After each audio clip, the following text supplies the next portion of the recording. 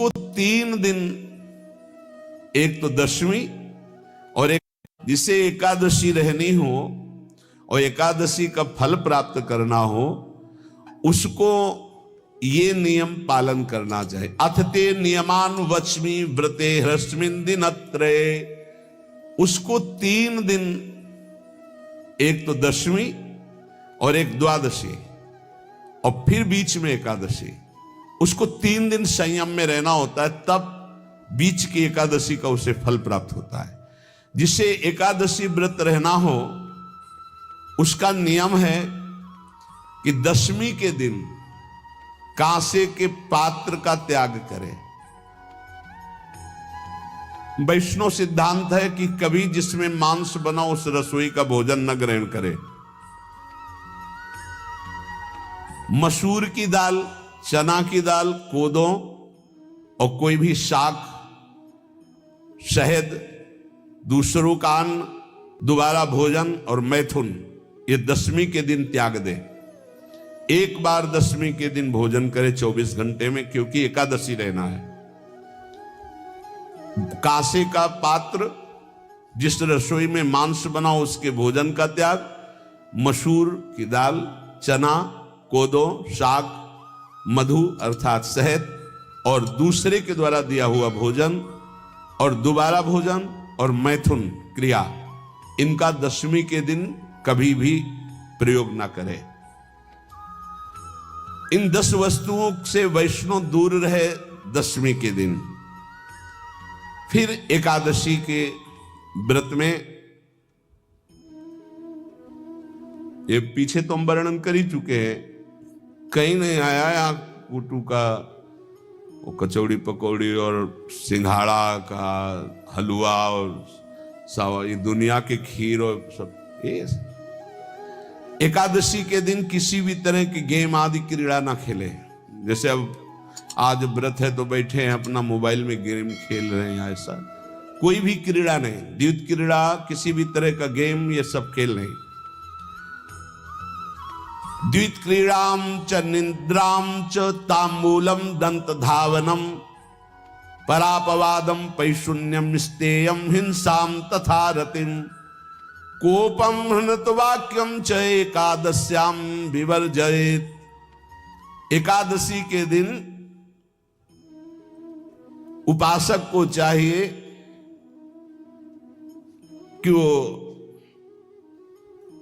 किसी भी तरह की क्रीड़ा, मनोरंजन बिल्कुल नहीं। चनिद्राम, नींद नहीं लेनी उसको, न दिन में न रात में, एकादशी व्रत। और प्रायः पुराने महापुरुषों ने ऐसा किया है। रामदास जी डाकोर के रात में जाते थे, रणछोड़ भगवान के यहाँ कीर्तन करते थे जाकर। तभी तो भगवान उनके कीर्तन पर, उनकी भक्ति पर रीझ कर गाड़ी में बैठकर उनके साथ आए थे। पूरी रात जगकर कीर्तन करना, और दिन में तो सोना ही निषेध है। द्वैत क्रीड़ाम च निद्राम च तांबूलम, पान खाना निषेध है एकादशी को, बिल्कुल नहीं, जो व्रत रह रहे हैं। और दंत धावनम, वृक्ष से तोड़कर जो दतून की जाती एकादशी के दिन नहीं। परापवादम, दूसरे की निंदा करना, चर्चा करना नहीं, अर्थात अधिकतर मौन व्रत धारण करे एकादशी के दिन। पैशून्यम, चुगली करना। स्तेयम, कोई चोरी करना। हिंसाम, वाणी से, शरीर से, मन से किसी को दुख पहुंचाना। रतिम, अर्थात भोग करना, मैथुन करना। कोपम, किसी के ऊपर गुस्सा करना। अनत वाक्यम, झूठ बोलना। एकादश्याम विवर्जयेत, एकादशी के दिन ये नहीं करना चाहिए। एकादशी को एक बार कुछ फलाहार शुद्ध, अगर आपके पास कोई व्यवस्था नहीं तो थोड़ा दूध है, जल है, ऐसे आप लेकर, या थोड़ा सा फल ले लिया, थोड़ा सा फल लेकर के प्राण पोषण। एक दिन में मर नहीं जाओगे, कितने तो निर्जला एकादशी रहते हैं, हर एकादशी निर्जला। पूज्य श्री मथुरा दास जी निर्जला ही रहते थे हर एकादशी। चलो भैया आपकी सामर्थ्य नहीं तो जल 2-4 बार ले लो, एक बार थोड़ा सा दूध और फल ले लो, चल जाएगा काम, प्राणों का पोषण हो जाएगा। ये आचरण न करे और एक बार कुछ आहार ले ले, वो भी शुद्ध भगवद अर्पित प्रसाद। फिर द्वादशी को काश्यम मांसम सुराम छौद्रम तैलम वितथ भाषणम व्यायामम च प्रवासम च पुनर्भोजन मैथुने अस्पृश्य स्पर्श मासूरे द्वादश्याम द्वादश त्यजेत। काश के पात्र में द्वादशी को भी भोजन न पावे, जिस रसोई में मांस बनाओ उसमें आहार न ले, किसी भी तरह का नशा द्वादशी को न करे, शहद न पाए, तेल के बने पदार्थ न पाए, मिथ्या भाषण न करे और बहुत शरीर का व्यायाम न करे, बहुत थकावट वाले कार्य न करे, दोबारा भोजन न करे, एक बार द्वादशी को भी भोजन पवित्र, मैथुन न करे, जिसका स्पर्श नहीं किया जाता ऐसे पदार्थों का स्पर्श न करे, और मसूर की दाल न खाए। द्वादशी को जो इन नियमों का पालन करता है, दशमी द्वादशी ऐसे और एकादशी ऐसे, तब उसे एकादशी व्रत का फल प्राप्त होता है। जो इस पद्धति से एकादशी, ये जो मनमानी है सब नहीं, हर पदार्थ मिल जाएगा आपको फलाहार में, हर पदार्थ। हमको बताया गया कि आपको जो चाहो सब पदार्थ फलाहार का। अरे भाई हरितोष व्रत है तो हरि प्रसन्नता के लिए एक दिन भूखे रहने बहुत आनंद आता है। पहले भगवत कृपा से ऐसी गंगा जल पी करके कुछ दिन, फिर कभी कभी निर्जला एकादशी का भी आनंद। बड़े संन्यास मार्ग में थे तो बड़े संयम से सब शास्त्रीय पद्धतियों का निर्वाह होता था। उपासक को चाहिए कि इन नियमों से व्रत का अनुष्ठान करे, मनमानी आचरण न करे। सबसे प्रार्थना जो एकादशी रहते हो, हरितोष व्रत इसे कहते हैं, भगवान की प्रसन्नता के लिए रहा जाता है, रहना चाहिए। जो अपनी आचार्य परंपरा में हैं जैसे, जिनका सिद्धांत है, पर रहने का सिद्धांत ये श्री सनत कुमार जी वर्णन। माता पिता गुरुजन अतिथि, इनकी सेवा करना परम धर्म है। अश्रद्धा पूर्वक इनको कभी मत बर्ताव करो, बोलना, भोजन ले। बूढ़े जनों को ऐसे देखा है, ऐसे बड़ा कर लो, तुम्हारी भी बुढ़ापा आएगी, पता नहीं आ पाएगी कि नहीं आ पाएगी। अगर आएगी तो बहुत बढ़िया आएगी, तुम्हें ऐसे सताएगी कि आप देख लेना। बहुत हमारा हृदय इस बात से पीड़ित हो जाता है कि मां के प्रति ऐसा बर्ताव, जिस मां ने इतना पिता की क्षमता से हजारों गुना बढ़कर माता का प्यार होता है। ऐसे माता को, ऐसे पिता को हमें तो लगता है रोज चरण धो के पीना चाहिए। भगवान साक्षात इनमें विराजमान है। भगवान सच्ची कहता हूं, जो अपने माता पिता को त्रास देते हैं, भगवान भी रक्षा नहीं करेंगे, कोई दान पुण्य तुम्हारा काम नहीं आएगा। क्योंकि ऐसे महामहिम पूज्य माता पिता के प्रति आप ऐसा देखो, प्रार्थना करते, चाहे गाली बकने वाले, गुस्सा करने वाले माता पिता हों, यदि वो चल नहीं पाते, वयोवृद्ध है, तो भगवान की तरह पूजा करो, उनके व्यवहार को मत देखो, तुम्हारा काम बन जाएगा, उनका आशीर्वाद आपको मिल जाएगा। आर्थिक स्थिति के अनुसार अतिथि की सेवा करो, गुरुजनों की सेवा करो, भय से भी युक्त होकर सेवा करो। अधिकार है माता पिता का, गुरुजनों का। यदि आप सेवा नहीं करोगे तो अपराध लगेगा। इतना बड़ा शरीर पैदा किया है, लेबरी करो, रिक्शा चलाओ, उससे जो मिले अपने माता पिता की सेवा करो। तो यहां कह रहे कि ये 4 अगर आपके पास हैं, इनका सदुपयोग नहीं हो। यौवनम धन संपत्ति प्रभुत्वम अविवेकता एकैपमप्यनर्थायम किमु यत्र चतुष्टयम। यदि धन है, जवानी है, आपका प्रभुत्व चलता है, बड़े पद में हो और अज्ञानी हो, एक तो सर्वनाश कर देता है, फिर 4 हो तो सर्वनाश पक्का। और यदि कहीं भगवान का आश्रय मिल जाए, संत जनों, तो ये परम मंगलदायक है। अविवेक विवेक में बदल जाता है। जो धन है इसकी 3 गतियां बताई गई हैं। दान भोग विनाशश्च रायः शीर्गतस्त्रिधा। 3 गति होती है, एक दान और एक स्वयं भोग करना, और अगर नहीं किया तो सर्वनाश, वो नाश को ही प्राप्त हो जाएगा।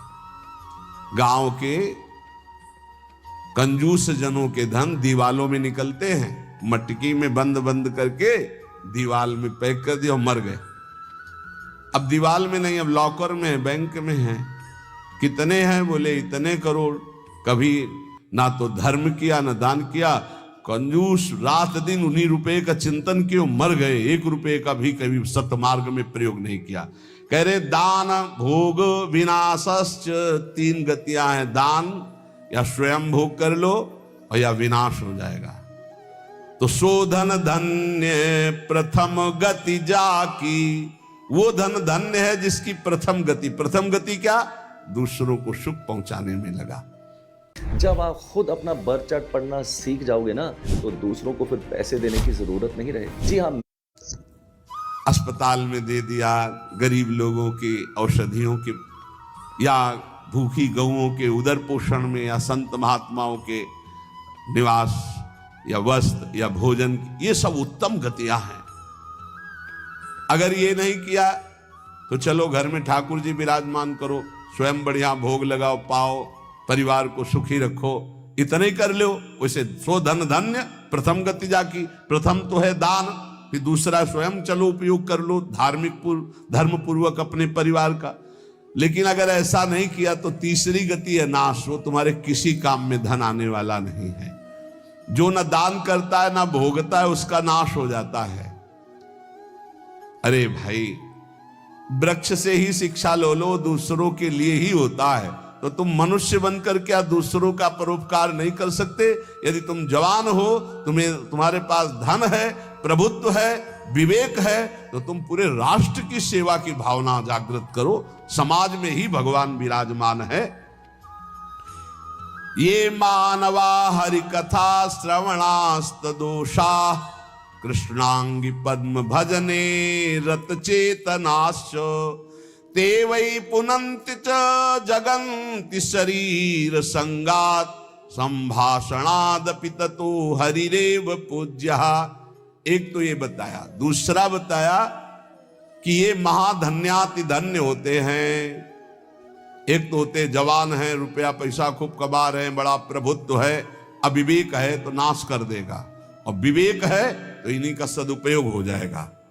एक है जो सबसे हटकर है, ये मानवा हरिकथा श्रवणास्त अधोषाः, जो रात दिन नाम जप करते हैं, भगवान की चर्चा करते हैं और सुनते हैं, और अधोषाः, वो सारे दोषों को अपने मिटा चुके हैं।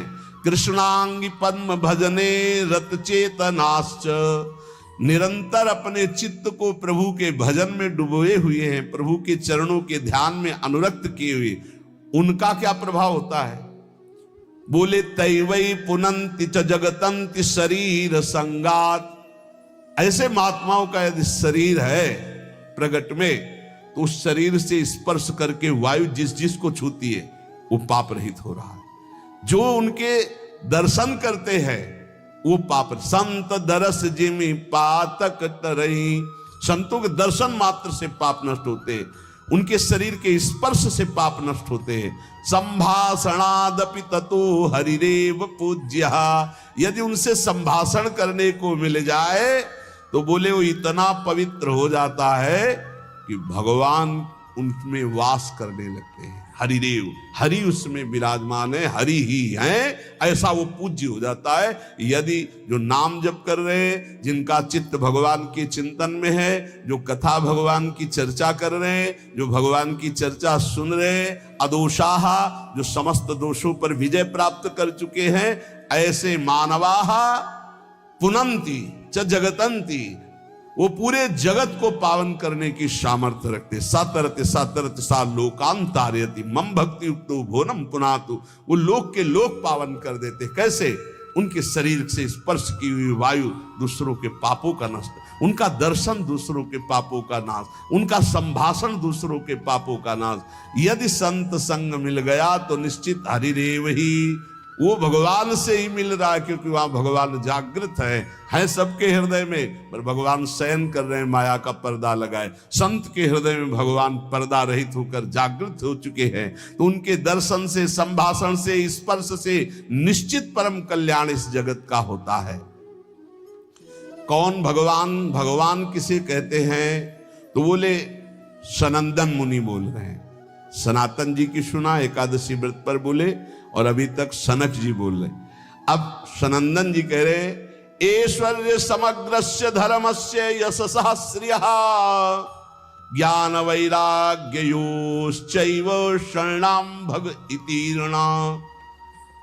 संपूर्ण ऐश्वर्य, संपूर्ण धर्म, संपूर्ण यश, संपूर्ण श्री, संपूर्ण ज्ञान, संपूर्ण वैराग्य, ये 6 जहां विराजमान हैं भग, उन्हें भगवान कहते हैं। ये पूर्ण रूप से भगवान में ही विराजमान है, और जिसमें ये सामर्थ्य है उसे भगवान कहते हैं। उत्पत्ति प्रलयम चैव भूतानामा गतिम गतिम वेत्ति विद्याम विद्याम च सवाच्यो भगवानिति। जो सबकी स्वयं अपने संकल्प से उत्पत्ति करता है, उत्पत्ति करने वाले ब्रह्मा जी की भी जो उत्पत्ति का कारण है, जो अपने ही बल से सबका विनाश कर देता है, प्रलय, और जो सबका पालन करता है उसे भगवान कहते हैं। जो आवागमन तथा विद्या अविद्या इसका स्वामी है उसे भगवान कहते हैं। जो संपूर्ण ऐश्वर्य, संपूर्ण धर्म, संपूर्ण यश, संपूर्ण श्री, संपूर्ण ज्ञान, संपूर्ण वैराग्य और उत्पत्ति, पालन, प्रलय का स्वामी, जो विद्या अविद्या आवागमन जिसी के इशारे से होता है, वही है भगवान, वही सबका भगवान है। इसलिए जो उपासक भगवान की आराधना करता है वो ये देखे, सा एवाधस्तात् वेद, सा उपरिष्टात्, सा पश्चात्, सा पुरस्तात्, सा दक्षिणतः, सा उत्तरतः, सा एवेदः सर्वमित्यथातो अहंकार देश एवाहमेवाधस्तादः मुपरिष्टादहं पश्चादहं पुरस्तादहं दक्षिणोतो हो मुत्तरोतो हो मे वेदः सर्वमिति। वो जो भगवान है कहा है? बोले सा एवाधस्तात्, सा उपरिष्टात्, वो नीचे है, वो ऊपर है, वो पीछे है, वो आगे है, वो दाहिने भी है, वो बाएं भी है, और वही ये सब कुछ है जो देख रहे हो, केवल भगवान ही भगवान है। बोले जो ऐसा देखता है उसका अहंकार भगवान में लीन हो जाता है। अब वो देखता है मैं ही नीचे हूं, मैं ही ऊपर हूं, मैं ही पीछे हूं, मैं ही आगे हूं, मैं ही दाहिने हूं, मैं ही बाएं हूं, मैं ही ये सब कुछ हूं, मैं अहम ब्रह्मास्मि। 2 भाव बताए, एक भक्त जो भगवान को सर्वत्र देखता है, और एक जो अपने अहम को भगवान में स्थापित कर देता है भेदभाव से, वो अपने आत्मस्वरूप को देखता है। जिसने ऐसा भगवान का अनुभव कर लिया कि आगे पीछे दाहिने बाएं ऊपर नीचे हर समय मेरे श्री भगवान हैं, तो न पश्यो मृत्युम, इसका फल है पश्यति न रोगम नोत दुखाताः सर्वाः पश्यः पश्यति सर्वमाप्नोति सर्वस इति। बोले उसको किसी भी प्रकार का रोग दुख नहीं दे सकता। जो ये देखता है सा एवाधास्तात्, सा उपरिष्टात्, सा पश्चात्, सा पुरस्तात्, सा दक्षिणा, सा उत्तरा, उत्तर में दक्षिण में ऊपर नीचे दाएं बाएं हर समय मेरे प्रभु हैं, केवल प्रभु को देखता है तो न पश्यो मृत्युम, मृत्यु की ताकत नहीं कि उसकी तरफ देख सके। ध्यान देना, ना तो उसे मृत्यु परेशान कर सकती, दुख ले। हम आपको कई बार बोले कि महाभागवतों का शरीर कैसे छूटता है, जैसे बड़े गजराज के गले से मल्ली की माला। मोगरा देखते छोटी छोटी कली, कब टूट के गिर गया पता ही नहीं चला। ऐसे जन्मत मृत दुसादुख होई, भक्त को नहीं व्यापता। बोले ना तो वो मृत्यु, ना पश्यो मृत्युम पश्यति मृत्यु, ना रोगम, बड़े से बड़ा रोग उसको परास्त नहीं कर सकता। ये इसका फल है जो हर समय भगवान में स्थित है। नोत दुखाताहा सर्वाहा पश्यः पश्यति सर्वमाप्नोति सर्वस इति। वो सबको भगवत स्वरूप देखता है, अतः वो भगवान में प्रतिष्ठित, ना उसको मृत्यु छू सकती, ना रोग छू सकता है, ना किसी तरह का दुख छू सकता है। यही प्राप्त करने के लिए रोज चर्चा होती है। ऐसी ऊंचाई पर चढ़ जाओ कि कोई भी रोग, कोई भी शोक, मृत्यु, नाना प्रकार के विकार तुम्हें विचलित ना कर पाए। वो स्थिति है भगवद स्थिति, भगवदाकार। जो रात दिन प्रभु का भजन करते और देखते कि चारों तरफ से हरि मुझे घेरे हुए, जैसे प्रहलाद जी देखते, उसको कोई भय नहीं, कोई दुख नहीं, कोई रोग नहीं, कोई शोक नहीं। ये कैसे होता है? बोले आहार शुद्धौ सत्य शुद्धि, सत्य शुद्धो ध्रुवा स्मृति, स्मृति लंबी सर्व ग्रंथि नाम विप्रमोक्ष। जिसका भोजन शुद्ध है उसकी बुद्धि शुद्ध है, जिसकी बुद्धि शुद्ध है उसकी भगवत स्मृति, जो भगवत स्मृति है वो समस्त माया के ग्रंथों को, गांठों को नष्ट कर देती है और वो ऐसी ऊंचाई पे पहुंच जाता है कि न पश्यो मृत्युम पश्यति न रोगम नोत दुखाताः। कोई भी दुख, कोई भी रोग, कोई भी शोक, कोई भी भय उसका स्पर्श नहीं कर सकता। किसका? जिसकी आहार शुद्धि, सत्य शुद्धि, सत्य शुद्धो ध्रुवा स्मृति, स्मृति लंबे सर्व ग्रंथि नाम विप्रमोक्ष। जो अखंड भगवत स्मृति में डूबा हुआ है, कौन? जिसकी बुद्धि शुद्ध है। किसकी? जिसका आहार शुद्ध है। भगवद अर्पित जल भोजन, बुद्धि शुद्ध, नाम जप करते हुए भोजन प्रसाद पाओ। बुद्धि शुद्ध हो गई तो स्मृति चलेगी, अखंड स्मृति चलेगी तो ये स्थिति आ जाएगी। इसी स्थिति के लिए सत्संग हो रहा है, इसी स्थिति के लिए मानवदेह मिला है। इसलिए ध्यान पूर्वक सत्संग का मनन करो, रात दिन ये अनुभव करो कि मैं प्रभु की गोद में हूं, और खूब नाम जपते रहो। नाम जप नहीं करोगे तो सब गड़बड़ हो जाएगा। जो कमियां हैं वो धीरे धीरे ठीक हो जाएंगी, विश्वास मान लीजिए। काम क्रोध आदि की कमियां तब तक रहती हैं जब तक देह भाव रहता है। जिस दिन करुणा में प्रभु की कृपा से शुद्ध ज्ञान का उदय हुआ, ये देह भाव ऐसे हट जाएगा जैसे सूर्य उदय होते ही कोहरा नष्ट हो जाता है। हम चाहें तो दीपक से कोहरा नष्ट कभी जीवन में नहीं कर सकते, पर सूर्य भगवान के उदय होते ही कोहरा नष्ट हो जाता है। ऐसे भगवत प्रदत्त, गुरु प्रदत्त ज्ञान उदय होते ही ये सब माया का कोहरा नष्ट हो जाता है। ये सभी भक्तों से अनुग्रहपूर्ण विनती है कि कृपया संपूर्ण कथा सुनने के लिए हमारे हरि भजन, पौराणिक कथा और रहस्य चैनल पर अवश्य विजिट करें। आपका प्यार, आशीर्वाद और बहुमूल्य सहयोग ही हमें और अधिक दिव्य, आध्यात्मिक तथा शास्त्रों पर आधारित कथाएं प्रस्तुत करने की प्रेरणा देता है। कृपया चैनल को लाइक, शेयर और सब्सक्राइब करके हमारे इस भक्ति मार्ग में अपना छोटा सा योगदान दें। आपका हर एक समर्थन भगवान विष्णु की दिव्य कृपा जैसा है, और हम हृदय से धन्यवाद करते हैं कि आप हमारी कथाओं को प्रेम पूर्वक सुनते और स्वीकारते हैं। राधे राधे।